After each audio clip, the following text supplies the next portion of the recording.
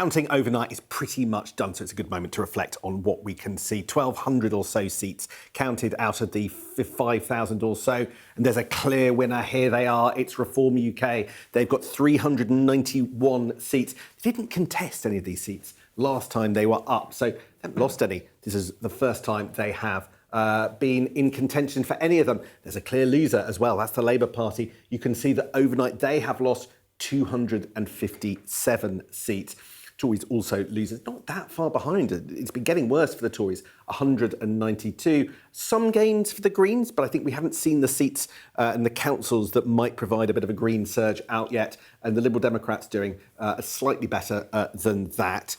The question is, it's bad for Labour, but how bad? Now, one of the ways that we can calculate that is by taking wards across the country, imagining that the whole of the country is going to the vote, and then working out the percentages for the vote projection. And here you have Michael Thrasher's early first projection based on about 1,000 of the votes. And it tells you that they put Reform UK on 31% of the vote, the Tories on 19%, Labour on 15%, Lib Dems on 14 and the Greens on 13. So just to put that all in a bit of context, that Reform doing a little bit better than the opinion polls suggest at the moment, and Labour dropping into third place, with perhaps the Greens doing less well than they do in the opinion polls. But if you stand back and compare this year, these results this morning, with last year, you can see that Reform basically doing pretty much as they did last year, and the Tories just edging up a tiny bit, Labour down a tiny bit, but it was a disaster for both of those parties last year, so not really anything to cheer about for anybody. Now, let's look at the councils that changed hands. Not many of them did, but there were a handful. Most of them went into no overall control, but this one, Newcastle under Lyme, actually went from Conservative to Reform. And you can see the picture here. Reform here getting a stonking 27 seats. And that, in this council, is at the expense both of Labour, they lost 17, and of the Conservatives that lost 10. Now let's look at a Tory victory, because there were the odd glimmer of hope for the Tories. They managed to gain Westminster from Labour control, and they got it to full Conservative control. And you can see the straight swap, -9 Labour, +9 Tories.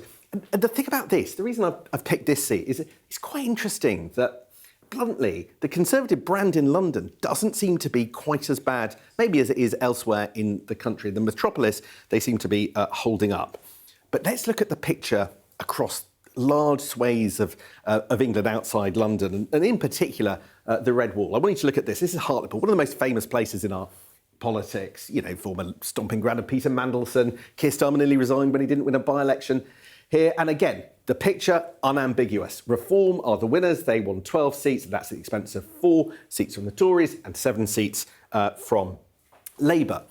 But I think when you look at it visually, actually, you get a rather more stark picture. Let's look at the last time those wards were up compared to now. And you can see the blue in the more rural areas, the red, but this time it's a rout, a Reform rout. They get everything. Let's look at another area. This is Wigan in Greater Manchester. You should have the Andy Burnham halo effect. Lisa Nandy is the local MP. You have Angela Rayner not that far away. In 2023, it was almost all red. What is it again? Well, it's a Reform rout in the whole area. Then there's Redditch in Worcestershire. Look at this. Again, healthy.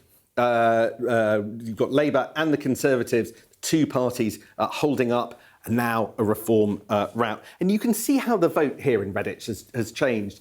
You've got 37% of the vote going to Reform UK, and that is just at the expense of the Tories and of Labour. And you can look at how that has changed over time. That gives you a sense of history, right? If you start over here in 1973, you can see that the two parties have been jostling for the Redditch Council all the way back, but this time, for the first time, Reform UK have done very well and managed to upset the trend. Right, just a couple of interesting councils I want to draw your attention to quickly. This is Richmond. Now, it's a West London council, affluent.